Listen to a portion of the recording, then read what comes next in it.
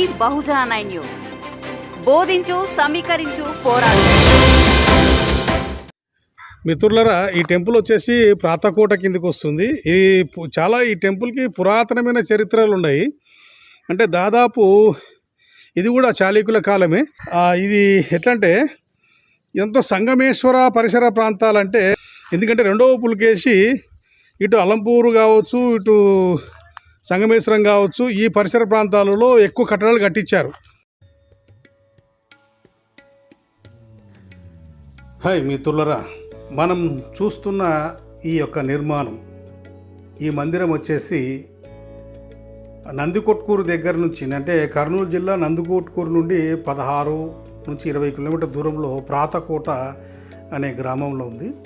అసలు ఈ ప్రాతకోటలో ఈ నిర్మాణము ఎవరు నిర్మించారు, ఎప్పుడు నిర్మించారు, ఎక్కడి నుంచి వచ్చింది అనేది చరిత్రలోకి వెళ్తే, ఈ నిర్మాణం వచ్చేసి సంగమేశ్వర ఆలయాలు, అంటే 5 నదులు సంగమం కలిసే చోట సంగమ ఆరామాలు, అంటే సంఘ ఆరామాలు అని పిలుస్తారు.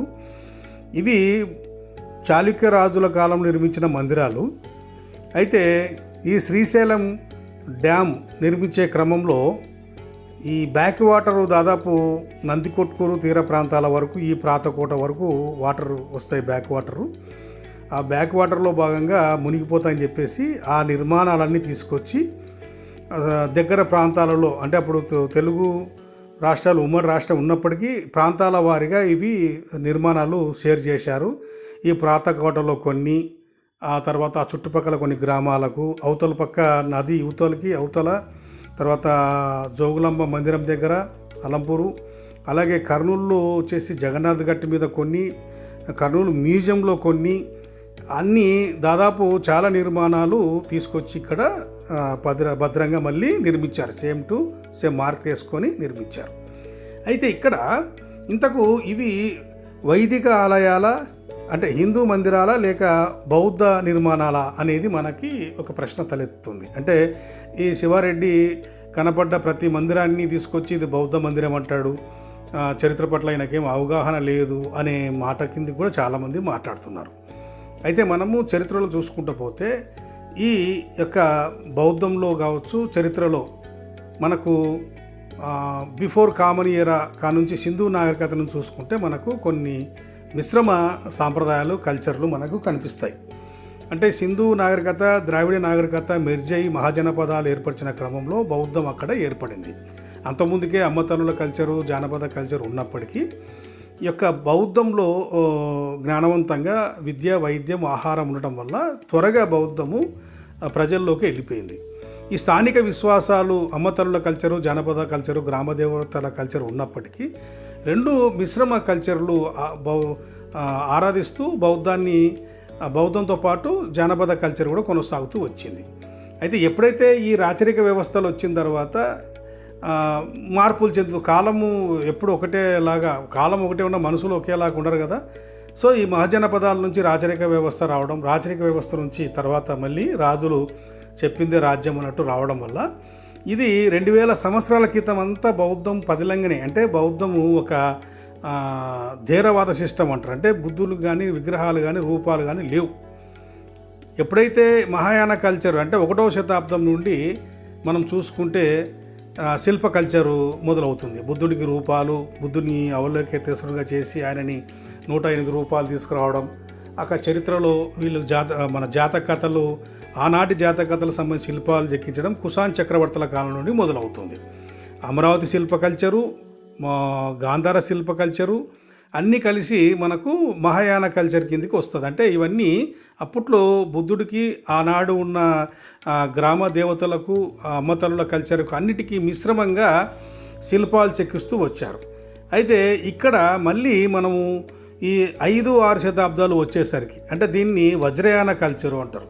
ఈ 5-6 శతాబ్దాలు ఇక్కడ దక్షిణ భారతదేశ రాజులు ఏం చేశారంటే ఈ వజ్రయాన కల్చర్ని స్టార్ట్ చేశారు. ఈ వజ్రయాన కల్చర్లో ఏముంటుందంటే, ఏవైతే మహాయానంలో చెక్కించిన శిల్పాలు, విగ్రహాలు, ఏవైతే జాతక కథల ప్రకారంగా నిర్మించిన శిల్పాలు, వీటన్నిటిని వీళ్ళు దేవీ దేవతలుగా కొలవడం ప్రారంభించారు. ఒక విధంగా చెప్పాలంటే వజ్రయానాన్ని తాంత్రిక యానం కూడా చెప్పొచ్చు.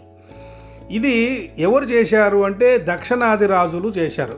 దక్షిణాదిలో ఒక సిస్టమ్ ఉంది, ఏంటిదంటే ఎక్కువ గ్రామ దేవతల కల్చరు, అంటే సింధు కల్చరు పైన అయితే కింద ప్రాంతము ఈ యొక్క జానపద కల్చరు, గ్రామ దేవతల కల్చర్ ఉంది. కాబట్టి వాళ్ళు ఏం చేశారంటే బుద్ధుడిని ఈ గ్రామ దేవతలతో పాటు నాగా దేవతలతో పాటు ఈ బౌద్ధాన్ని కూడా వాళ్ళు బుద్ధుడిని కూడా దేవుని చేసి పారేశారు. ఇందులో మనం చూస్తే ఈ మందిరాలలో ఇక్కడ మనం చూస్తున్న ఈ మందిరాలన్నీ సంఘ ఆరామాలన్నీ ఎవరు నిర్మించారంటే బాదామి చాళుక్యులు. చాళుక్యులలో ముఖ్యంగా పులికేశికి ఒక ప్రత్యేకమైన ఆలోచన విధానం ఉంది. ఆయనకు ప్రత్యేకమైన శైలి కూడా ఉంది. అంటే వజ్రయానాన్ని మొదలుపెట్టింది పులికేశి అని చెప్పాలి. బాదామి చక్రవర్తుల్లో పులికేశి ఏం చేశాడంటే ఈ యొక్క దేవీ దేవతలుగా శిల్పాలు చెక్కించి మనకు ముందుకు తీసుకొచ్చాడు, అంటే ప్రచారం చేశాడని చెప్పాలి. కర్ణాటకలో మనం చూస్తే బాదామి కేవ్స్ కావచ్చు, ఐహోల్ అని చెప్పేసి ఒక ప్రాంతం ఉంటుంది. చాలా మటుకు మనము కర్ణాటకలో అండ్ ఈ రాయలసీమ ప్రాంతంలో, తర్వాత వేంగిపురము రాజధాని మనకు చూస్తే పెదవేగి వరకు, అటు దాదాపు పైకి ఎక్కడ వరకు అంటే మహారాష్ట్ర అజంతా ఎల్లోరా గుహల వరకు వీరు బాదామి చక్రవర్తుల ప్రభావం కొనసాగింది. వీళ్ళు ఏం చేశారంటే దేవీ దేవతలతో పాటు, అంటే స్థానిక విశ్వాసాలతో పాటు ఈ యొక్క బౌద్ధ విగ్రహాలను కూడా దేవీ దేవతలుగా కొలవడం మొదలుపెట్టారు. అందులో భాగంగా ఇది ఇక్కడ మనం చూస్తున్న మందిరం. ఈ శిల్పాలు మీరు చూస్తే అన్నీ మనకు బౌద్ధ జాతకథలకు సంబంధించిన శిల్పాలే కనపడతాయి, ఇంకా వేరే ఏమీ కనపడవు. ఇక్కడ మనము ఈ పూజారి దగ్గరికి వస్తే మనము ఆయన అన్నీ నీట్గా చూయించి మనకు పరిచయం చేయించాడు. ఇప్పుడు అదైతే పాత నిర్మాణం, ఇది అయితే చుట్టుపక్కలంతా కొత్తగా నిర్మించారని చెప్పేసి చెప్తున్నాడు. ఇక్కడ మనం చూస్తున్న శిల్ప సంపద అన్నీ మనకు పురాతనమైనవి, జాతకథల సంబంధించినవి, అలాగే స్థానిక విశ్వాసాలకు సంబంధించిన కొన్ని విగ్రహాలు కూడా కనపడతాయి. అంటే ఆనాడు ఉన్న మహిషాస మర్దిని, అంటే మనకు మహిషాస మర్దిని మీకు ఇక్కడ విగ్రహం కూడా వస్తుంది కాసేపట్లో, అది కూడా ఆ విగ్రహం గురించి కూడా వివరిస్తాను. అలాగే ఒక విధంగా చెప్పాలంటే ఉత్తరాది పైన దక్షిణాది ఆధిపత్యం సాధించింది అని చెప్పడానికి కూడా మనము మహిషాస మర్దిని మనము అనుకోవచ్చు. అలాగే వజ్రయాన కల్చర్ అంటే ఏంటిది, మహాయానము వచ్చేసి నార్త్కు సంబంధించిన ఆ కాలంలో ఎవరు మహాయాన కల్చర్ వచ్చేసి కుషాన్ చక్రవర్తుల కాలంలో మహాయానం పుట్టింది. ఎక్కడ గాంధార శిల్పకళ నుంచి. అలాగే వాళ్ళు పైకి కాశ్మీరు, పాకిస్తాన్, ఆఫ్ఘనిస్తాన్ ఆ ప్రాంతాల్లో పరిపాలించిన రాజులు. వాళ్ళు బుద్ధునికి రూపం తీసుకొచ్చి మహాయానాన్ని, బుద్ధుడి యొక్క భిక్షు శిష్యులు అంటే అశోకుడి కాలంలో ఉన్న మహాస్థవిరలు ఎవరైతే ఉన్నారో, అశోకుడు 9 మందిని నిర్మించాడు మహాస్థవిరలుగా. అంటే తన కొడుకుని కూతురుతో పాటు మహాదేవ్ అని చెప్పేసి ఒక స్థవిరుడు అక్కడ కాశ్మీరు, పాకిస్తాన్, ఆ తర్వాత గుజరాత్, ఆ తర్వాత ఆఫ్ఘనిస్తాన్ వరకు ఆయన హిమాలయ పర్వతాల చుట్టూ ప్రాంతాలలో ఆయన ఒక భిక్షువుగా చాలా సేవలు అందించాడు. ఆయనని వీళ్ళు మహాస్థవిర మహాదేవుని ఆయన శిల్పాలు చెక్కిచ్చారు. ఎవరు? కుషాన్ చక్రవర్తులు. ఆ మహాదేవే తర్వాత వజ్రయాన కాలం వచ్చేసరికి, చాంత్రిక యానం వచ్చేసరికి ఆయననే మహేశ్వరుడయ్యాడు, పరమేశ్వరుడయ్యాడు, శివుడయ్యాడు, శంకరుడయ్యాడు. ఇప్పుడు మనం చూస్తున్న శివుడు ఎవరో కాదు, ఒకనాటి అశోకుడి కాలంలో మహాస్థవిరులో ఒకరు. సో అలా ఈ యొక్క మహాయాన ఆధిపత్యమే అనుకోవచ్చు, లేకపోతే వాళ్ళు చెప్పిన విధానమే మేము పాటించాలా అని వ్యతిరేకించిన వాళ్ళు కూడా దక్షిణాదిలో ఉన్నారు. ఈ దక్షిణాదిలో మహాయానాన్ని డౌన్ చేసి వజ్రయానాన్ని తీసుకొచ్చారంటే, మహాయానంలో ఏముంటుందంటే ఆరాధన ఉంటుంది, కేవలము మహిమలు మంత్రాలు అయితే ఉండవు. మహాయానంలో ఆరాధన మాత్రమే ఉంటుంది. కానీ వజ్రయానం వచ్చేసరికి మహిమలు, మంత్రాలు, తంత్రాలు వచ్చేస్తాయి. అంటే నీ కోరికలు తీర్చడానికి బుద్ధుడిని ఒక దేవుడుగా, బుద్ధుడు ప్రతిరూపాలైన, అంటే బుద్ధుడు పైన దాదాపు జాతకథలు చాలా పుట్టాయి. 547 జాతకథలు. అందులో ప్రాముఖ్యంగా ఉండేటివి దాదాపు 10-12 జాతకథలు ఉన్నాయి. అందుకే మనము బుద్ధుడిని దాదాపు చుట్టూ మనము ఇక్కడ అలంపూర్ జోగులాంబలో పాపనాశి టెంపుల్లోకి వెళ్తే అక్కడ బుద్ధుడి చుట్టూ దాదాపు 8 జాతక కథలు శిల్పాలు చెక్కారు. అందులో నరసింహ ఒకటి, వాసుదేవ ఒకటి, దశరథ జాతక కథ అంటే బోధిసత్వ రామ జాతక కథ ఒకటి, అలాగే వరాహ జాతక కథ ఒకటి, మత్స్య అంటే చేప గురించి సంబంధించిన ఒక జాతక కథ ఉంది. అంటే ఈరోజు విష్ణు అవతారాలు మనం చూస్తున్నవన్నీ ఆనాడు బుద్ధుణ్ణి ప్రతిరూపాలు, అంటే బుద్ధుడు అవతరించి మళ్ళీ ఇంకో జన్మ ఎత్తి అతను ఇవన్నీ ఛేదించాడు అనేది ఒక జాతక కథలు రాశారు. అంటే జాతక కథల్లో పునర్జన్మలు లేవు, కానీ ఈ వజ్రయాన కల్చర్లో వీళ్ళు తీసుకొచ్చారు. సో ఈ వజ్రయాన కల్చరు దక్షిణ భారతదేశంలో పుట్టింది. ఈ దక్షిణ భారతదేశీయులు మహాయానాన్ని డౌన్ చేసి, అంటే అందుకే దీన్ని మహిషాసమర్దిని, అంటే ముఖ్యంగా ఒక స్త్రీ మహాదేవుని కాలి కింద తొక్కి ఏదో విజయం సాధించినట్టు శిల్పాలు చెక్కించారు. అప్పుడు అంటే ఉత్తరాదిన పురుష ఆధిపత్యంతో ఉండేది. దక్షిణాదిలో అంటే మన జానపద కల్చర్లో మహిళలకు ప్రియారిటీ ఉండేది, మహిళామూర్తులకు ప్రియారిటీ, అంటే అమ్మతల్లుల కల్చర్ ఎక్కువగా ఉండేది ఇక్కడ. అంటే రెండు బౌద్ధాన్ని ఆరాధిస్తున్నప్పటికీ స్థానిక విశ్వాసాలకు మాత్రం విలువనిచ్చేవాళ్ళు. ఇక్కడ ఈ వజ్రయానాన్ని, అంటే వజ్రయానం ఆధిపత్యం కనపడుతుంది ఈ యొక్క 5-6 శతాబ్దాల తర్వాత. ఇది ఎంతవరకు వచ్చిందంటే లాస్ట్కి ఈ వజ్రయానాన్ని పెరిగి అది పూర్తిగా విదేశాలకు కూడా మనము ఎగ్జాంపుల్ చూసుకుంటే ఒడిస్సాలో ఉన్న పద్మసంభవుడు 8వ శతాబ్దంలో ఆయన వెళ్ళి టిబెటిన్ దేశంలో పోయి నేను 29 బుద్ధుడిని చెప్పుకున్నాడు ఆయన. అంటే వజ్రయానాన్ని తీసుకెళ్ళి అక్కడ టిబెటన్లో పరిచయం చేశాడు. అంతకు ముందుకు 5-6 శతాబ్దాలలో మనకు బోధిధర్ముడు ఇక్కడ మనకు ఈ మహాబలిపురంలో బోధిధర్ముడు ఒక రాజు, ఆయన రాజు పట్టాభిషేకం చేయాల్సిన సందర్భంలో ఆయన ఏం చేశాడంటే నేను బుద్ధునిలాగా నేను కూడా మారిపోతా అని చెప్పేసి ఆయన వాళ్ళ గురువు ఇచ్చిన సందేశం ప్రకారంగా ఆయన చైనాకి వెళ్ళిపోయాడు. చైనా వెళ్ళిపోయి అక్కడ మహాయానాన్ని పరిచయం చేశాడు. అంటే అప్పటికి మహాయానం ఉంది, అంటే చైనాలో మహాయాన కల్చర్ వస్తుంది. అలాగే ఇట్లా దేశాల వారిగా మన దేశంలో పుట్టిన ఈ బౌద్ధం విదేశాలకు వెళ్ళిపోయి ఒక్కొక్క దేశంలో ఒక యానాన్ని పరిచయం చేస్తాడు. జపాన్ దేశంలో మనకు థేరవాద కల్చర్ కనపడుతుంది. జపాన్ దేశంలో ఒక థేరవాద కల్చర్ కనపడుతుంది. అంటే థేరవాదం అంటే ఏంటిది? బుద్ధునికి రూపం ఉండదు, కేవలం చైత్య స్తూపాలు, ద్వాతిగర్భ స్తూపాలు, వాటికి పూజలు చేసే సిస్టమ్ వస్తుంది. ఎన్ని కామన్గా ఒక సింబల్ అయితే కనపడుతుంది, మహామాయ సింబల్ కనపడుతుంది. అంటే ఎన్ని యానాలు మారినా మనం గుర్తించాల్సింది ఒకటే, థేరవాదం కానీ మహాయానం కానీ వజ్రయానం కానీ బుద్ధుని తల్లి 2 ఏనుగుల మధ్యన ఆమె కూర్చొని ఉంటుంది. ఆమె ప్రకృతి దేవతగా వాళ్ళు కొలుస్తూ వచ్చారు ఎవరిని? బుద్ధుని తల్లిని. ఎందుకంటే బుద్ధుడి తర్వాతనే బుద్ధుని పేరునే జాతకథలు వచ్చాయి చాలా. అట్లా బుద్ధుని తల్లి కామన్గా సింబల్గా పెట్టుకుని వచ్చారు. తర్వాత వైదికులు ఆమెని గజలక్ష్మిగా పరిచయం చేశారు. గజలక్ష్మిగా ఆమెని పరిచయం చేసి అది వేరే కథలు రాశారు. బుద్ధుని పైన వచ్చిన జాతక కథలన్నీ మిక్స్ చేసుకొని రామాయణ మహాభారతాలు రాసుకొని అన్నీ మనం చూస్తే మనకు వినాయక చవితి పండగ, వినాయకుడు మనకు 1873 సంవత్సరంలో 72 సంవత్సరంలో వినాయకుని పండగ కనపడుతుంది. అందులో 1857లో సిపాయిల తిరుగుబాటు ఆ తర్వాత కాలంలో దుర్గాదేవి పశ్చిమ బెంగాల్లో దుర్గాదేవి పూజలు స్టార్ట్ అయ్యాయి. అంటే ఈ యొక్క దుర్గాదేవి ఎవరు? తారాదేవి. ఈ తారాదేవిని దుర్గాదేవిగా మార్చి వాళ్ళు పూజలు స్టార్ట్ చేశారు. హిందూ పూజలు మొదలయ్యాయి. 1872లో వినాయకుడు పూజలు మొదలయ్యాయి. 1850లో శ్రీరాముడు యొక్క లంకా దహనము లేకుంటే రావణాసురుని వధ అనేది 1950లో వచ్చింది. దాదాపు బ్రిటిష్ మనకు స్వతంత్రం వచ్చిన తర్వాత ఇది స్టార్ట్ అయింది. సో ఇక్కడ ఇవన్నీ ఎలా అయినాయంటే దాదాపు మొఘల్ చక్రవర్తుల కాలంలో వీళ్ళు వైదికులు పూర్తి బౌద్ధాన్ని అంతం చేసి వాళ్ళు పూర్తిగా అంటే ఇక్కడ ఉన్న స్థానిక విశ్వాసాలని బౌద్ధాన్ని రెండింటిని అంతం చేసి తర్వాత వాళ్ళు కొత్తగా వైదిక మతాన్ని స్టార్ట్ చేశారు. ఇప్పుడు మనం చూస్తున్నది ఇది అష్టభుజ చైత్య స్తూపం అంటారు దీన్ని. ఇది అష్టభుజ చైత్య స్తూపం. ఇంత పొడుగా ఉంటుంది. మామూలుగా శివలింగాలు ఇంత పొడుగా ఉండవు.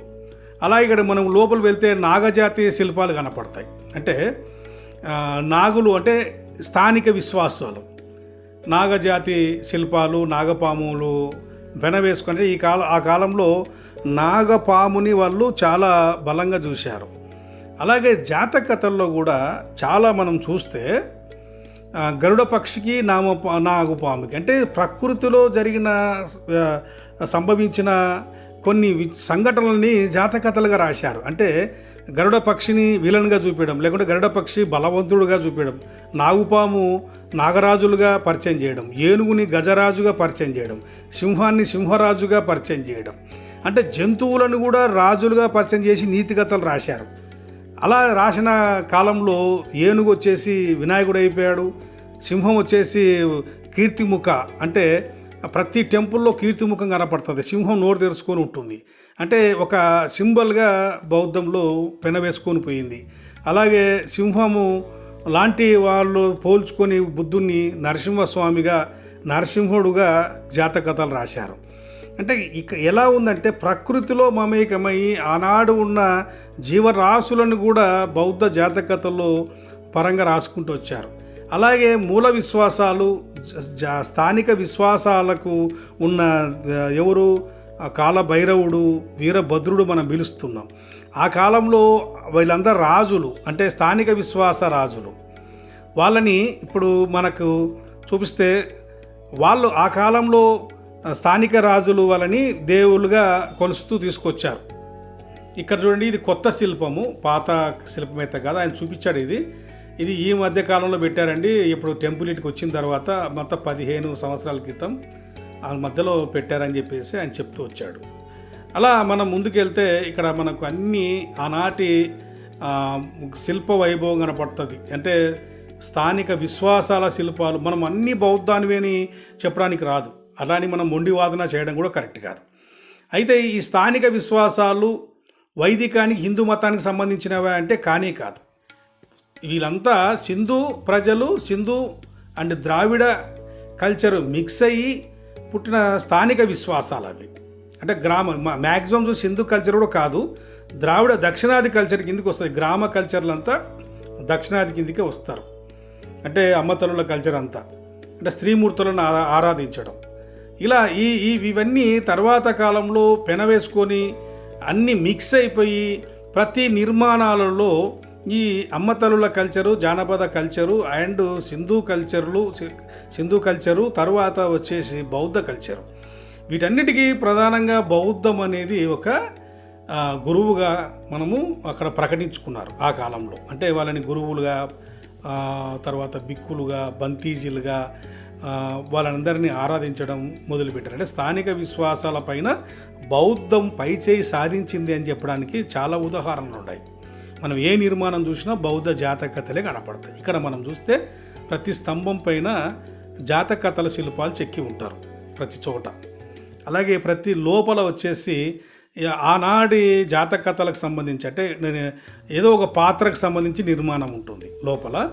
ఆ విగ్రహం వచ్చేసి వాసుదేవనో, లేకుంటే కేశవుడో, లేకపోతే బోధిసత్వ రాముడో, లేకుంటే నరసింహుడో, లేకపోతే అవలోకితేశ్వరుడు, ఇలా రకరకాలుగా శిల్పాలు మనకు కనపడతాయి. అంటే ఆ కాలంలో ఎలా నిర్మించేవాళ్ళంటే ఆరాధన వైపు ప్రజలని తీసుకొచ్చడమే కాకుండా బౌద్ధం ఆరాధన వైపు తీసుకొస్తే, జ్ఞానం వైపు తీసుకొస్తే, వజ్రయాన మహాయానంలో ఒక టైపు, వజ్రయానంలో పూర్తి దేవతలు చేసేసి వాళ్ళు మనకు వరాలు ఇస్తారు, మహిమలు ఇస్తారు అని చెప్పారు. కానీ ఎక్కడ కానీ ఒక బౌద్ధ సిస్టమ్ అయితే తప్పలేదు. అంటే పూజలు చేసే విధానం కావచ్చు, ఆరాధించే విధానం కావచ్చు.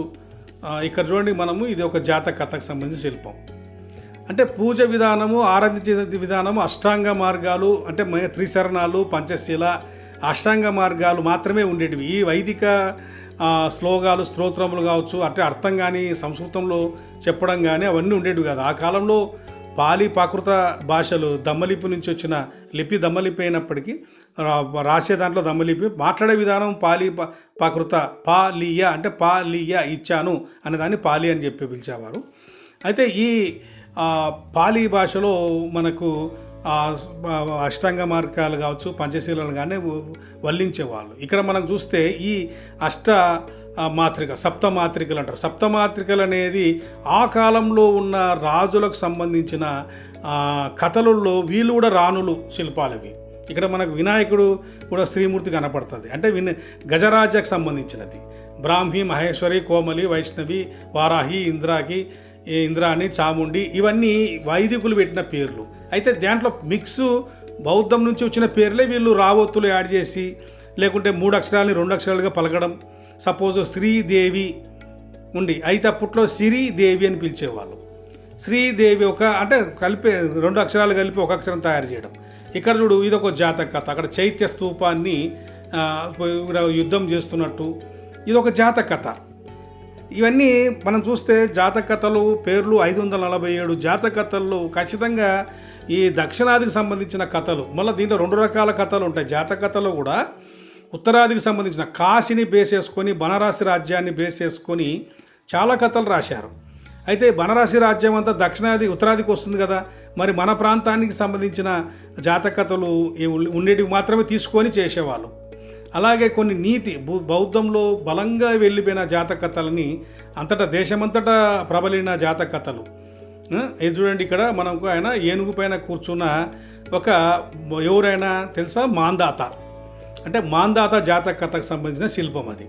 మాందాతుడు స్వర్గాన్నే శాసిస్తాడు జాతక కథల్లో. అంటే లోకాలని శాసించి లాస్ట్కి ఓడిపోతాడు. అది నీతి కథ. అంటే జాతక కథలో కొన్ని ప్రబలించిన కథలు, అంటే చాలా పేరుగాంచిన కథలు. ఆ కాలంలో నాటక రంగాలు గ్రామాలలో వెళ్ళి స్టేజీల పైన రంగస్థల నాటకాలు ఎట్లయితే ఉన్నాయో ఆ విధంగా ఆ కాలంలో శిల్పాలు లేని కాలంలో, లిపి అదేమంటారు టెక్నాలజీ లేని కాలంలో వాళ్ళు కేవలం నీతిని మాత్రం ప్రజల్లోకి తీసుకెళ్లేవాళ్ళు. రాజులు ఎంతో ధనం వెచ్చించి ప్రజలకు నీతి కథలు చెప్పించేవాళ్ళు, రాజుల గురించి గొప్పగా చెప్పించుకునేవాళ్ళు. అలా ఆ కాలంలో నడిచింది. అలాంటి కథలను తర్వాత ఈ వజ్రాయన రాజులు ఏం చేశారంటే ఏకంగా శిల్పాలే చెక్కించేశారు. శిల్పాలు మందిరాలుగా నిర్మించి ప్రజలని ఈ స్తంభాల వైపు చూస్తే ఈ స్తంభంలో ఒక నీతి కథ దాగి ఉంది అని చెప్పేవాళ్ళు. అంటే చూడండి, దేవీ దేవతలుగా మారిన మందిరాలు, అంటే శిల్పాలు దేవుళ్ళు అయిపోయినా రకరకాలుగా వాళ్ళు వేరియేషన్స్ మారినప్పటికి కూడా ఆ యొక్క నీతి మారలేదు, ఆరాధన మారలేదు. బౌద్ధ ఆరాధన మారలేదు, నీతి యొక్క జాతకత నీతి మారలేదు.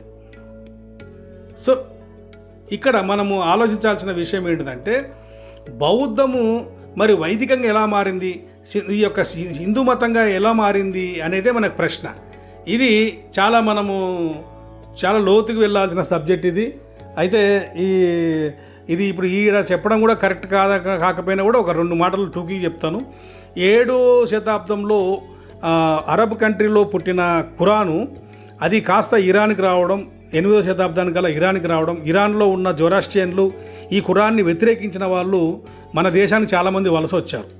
ఖురాన్ ఒప్పుకోక అక్కడున్న జొరాస్ట్రియన్ విశ్వాసాలు కొంచెము మన భారత్ను పోలి ఉంటాయి. అంటే కొంచెం తాంత్రిక శక్తులు ఉంటాయి. అవి ఇక్కడ భారత్కు వచ్చి ఇక్కడ స్థిరపడ్డ వాళ్ళు కొంత జాతి, ఒక 32 కుటుంబాలు ఇక్కడ ఉన్న స్థానిక రాజులకు, బౌద్ధ రాజులకు కొంచెం వేరియేషన్సు లేకపోతే పొదగపోవడం, లేకుంటే అండర్స్టాండింగ్ లేకపోగా తర్వాత యుద్ధాలు కూడా చేసుకున్న రోజులు ఉన్నాయి.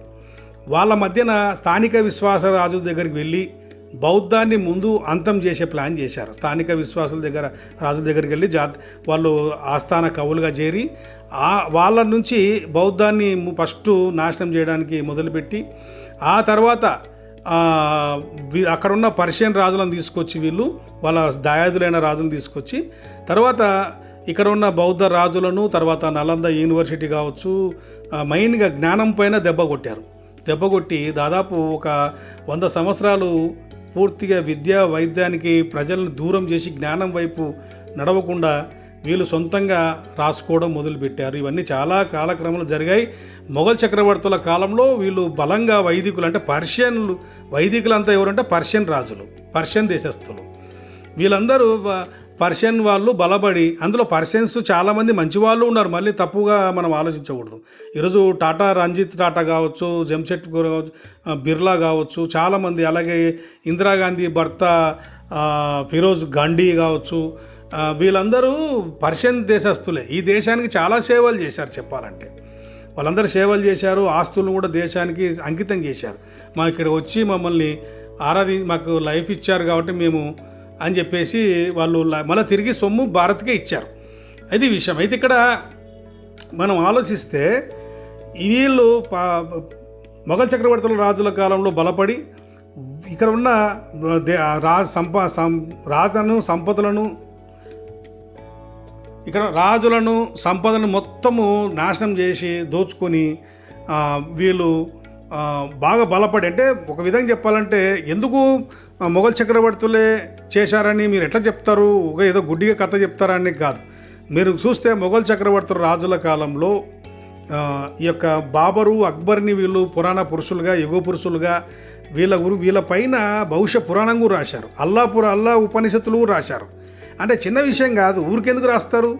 ఈరోజు ఈ ముస్లింలను బూచిపెట్టి ముస్లింలు మన దేశాన్ని నాశనం చేయకపోతున్నారని వీళ్ళు చెప్తారు, కానీ హిందువులకు విషం ఎక్కిచ్చారు వాళ్ళకి. కానీ వాస్తవం చెప్పాలంటే ముస్లిమ్స్ రాజులు ఎవరో కాదు, బ్రాహ్మణులు ఎవరో కాదు, వాళ్ళందరూ ఒకటే జాతి వాళ్ళు, ఒకే ప్రాంతం వాళ్ళు.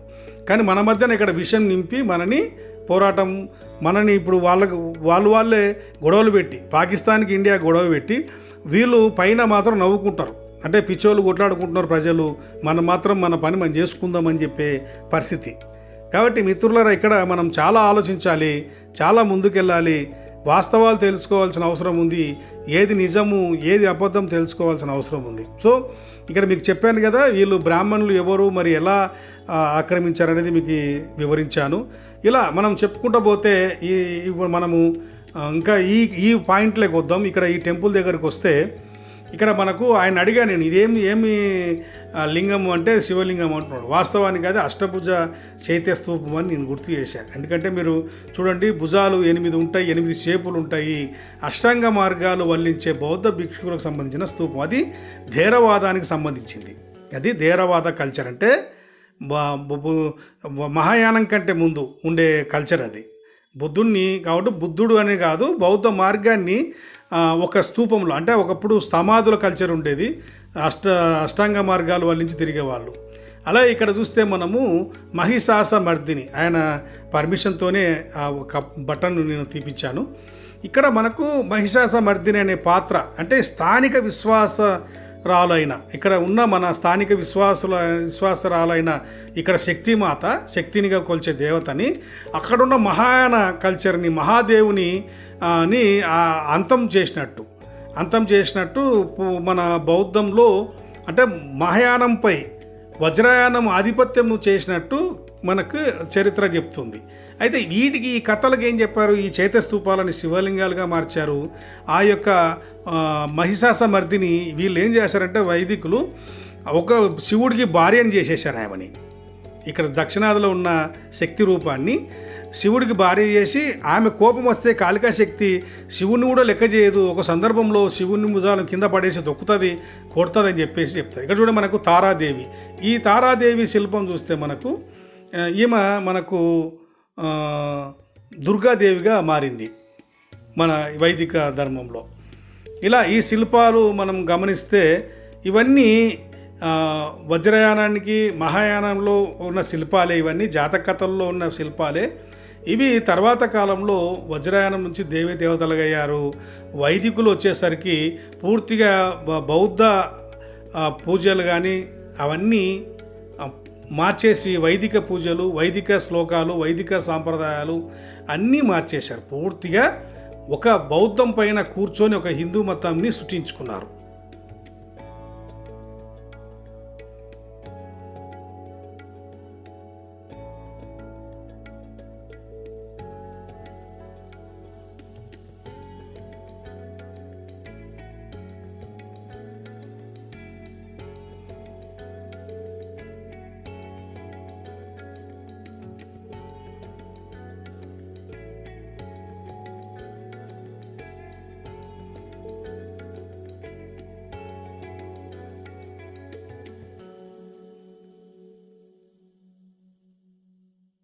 సో మిత్రులారా, ఇక్కడ ఈ టెంపుల్కి సంబంధించి పూజారి గారి ప్రోత్సాహంతో చాలా టెంపుల్స్ ఉన్నాయి. అక్కడ మనము ఫస్ట్ షూట్ చేశాను కొన్ని. ఇక్కడ కూడా ఈ టెంపుల్ కూడా షూట్ చేశాను. ఈ టెంపుల్లో కూడా కొంతవరకు ఇక్కడ ఈడ టెంపుల్ గంగా పార్వతి నాగేశ్వర స్వామి అంటారంట. ఇందులో కూడా పురాతనమైన చాలా స్ట్రక్చర్ ఉంది. ఆ స్ట్రక్చర్ని కూడా షూట్ చేశాను. ఏమండి, ఈ తేరు కూడా పాత అంటే ఆ కాలం నాటిదేనా? ఆ కాలం నాటిది. అవునా? ఓపెన్ చేయనికుంటుందా ఏమన్నా? కట్టారా? ఇక్కడ వెనక ఉన్న తేరు కూడా చూద్దాం, దగ్గరకన్నా చూపిస్తా పోయి. అంటే ఆ రోజుల్లో స్టోన్ కల్చర్ ఎలా ఉంది.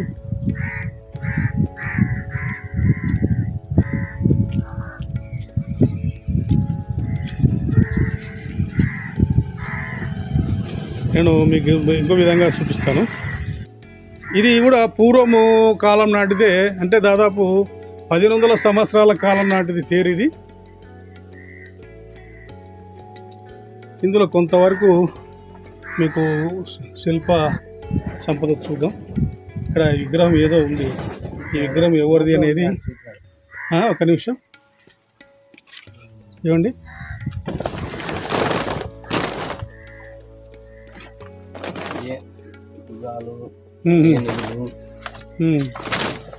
ఇది కర్రనే కదా?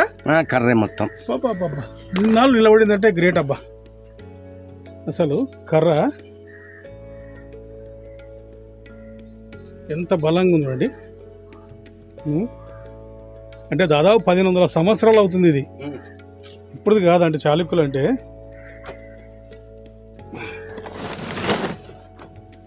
ఇక్కడ చూడండి. ఇది ఈ శిల్ప సంపద అనేది కొత్తగా మనకు ఒక్కొక్క చోట ఒక కల్చర్ బయటపడుతుంది. ఈ ఫ్లవర్స్ అయితే గుర్తు మనకి.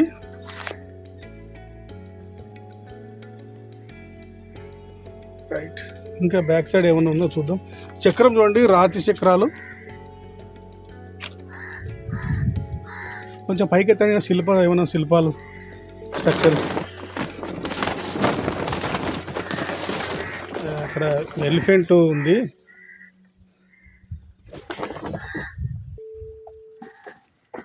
పైన శిల్పం ఉంది. ఇంకా పైన శిల్పం ఉందా? కనపడదు. విగ్రహం ఏముంది? ఆ విగ్రహం ఉంది పైన కనిపిస్తుందిలే. ఏ విగ్రహం అబ్బా అది? ఏదో విగ్రహం ఉంది మొత్తానికి.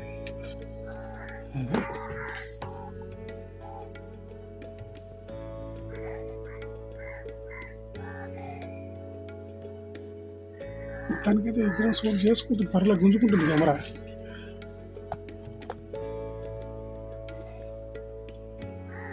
రైట్,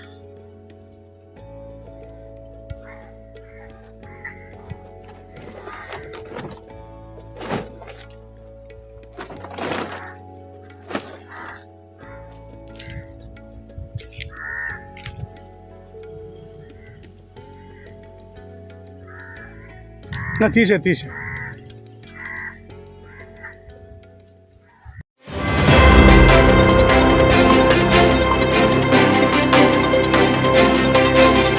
బహుజనుల గుండె చప్పుడు మీ బహుజన 9 న్యూస్. బోధించు, సమీకరించు, పోరాడు.